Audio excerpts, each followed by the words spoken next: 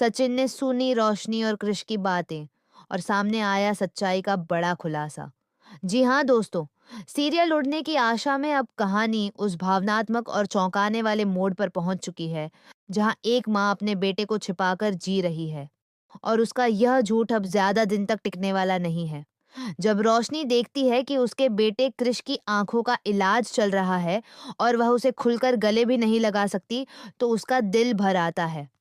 वह अपने बेटे और माँ को अपने ही कमरे में ठहराने का फैसला करती है। लेकिन रेणुका को यह सब समझ नहीं आता कि रोशनी ऐसा क्यों कर रही है।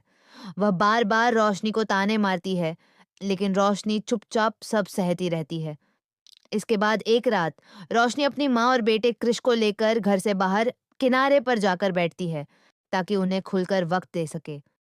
वहीं रोशनी अपने बेटे को गले लगाकर फूट फूट कर रोने लगती है और कहती है कि उसका बेटा कितना कमजोर हो गया है और उसे जल्द से जल्द ठीक करना है ताकि वह पहले जैसा हो सके। उसकी माँ उसे बार बार समझाती है कि अब वक्त आ गया है कि वह अपने झूठ का पर्दाफाश कर दे और सबको सच बता दे, क्योंकि अगर यह बात किसी और के जरिए सामने आई तो रोशनी की इज्जत मिट्टी में मिल जाएगी। लेकिन रोशनी कहती है कि ऐसा करना उसके लिए नामुमकिन है, क्योंकि अगर देशमुख परिवार को पता चल गया कि वह अमीर नहीं है और कृष उसका बेटा है, तो उसे इस घर से निकाल दिया जाएगा और वह सब कुछ खो देगी। लेकिन उसी वक्त थोड़ी दूरी पर खड़ा सचिन यह सारी बातें सुन रहा होता है और उसकी आंखें फटी की फटी रह जाती हैं जब वह सुनता है कि रोशनी कृष को अपना बेटा कह रही है और उस पर ढेर सारा प्यार लुटा रही है। सचिन को तुरंत समझ आ जाता है कि रोशनी ने पूरे देशमुख परिवार को एक बड़ा धोखा दिया है। वह अमीर घराने की नहीं, बल्कि एक साधारण गांव से आई है और उसने अपनी पहचान झूठी बताकर इस घर में जगह बनाई है। यह सुनकर सचिन का खून खौल उठता है और वह गुस्से में घर लौट आता है। पूरे घर के सामने वह यह सच्चाई उजागर कर देता है। वह चिल्लाकर कहता है कि अब सबको सच जान लेना चाहिए कि रोशनी असल में कौन है और उसने हम सबके साथ कितना बड़ा धोखा किया है।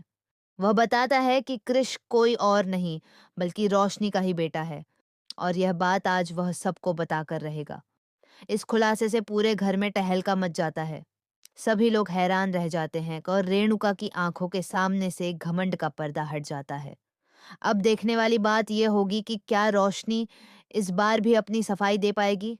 क्या वह इस सच्चाई के बाद भी देशमुख हाउस में बनी रह पाएगी? या फिर यह सच उसकी जिंदगी को पूरी तरह बदल कर रख देगा?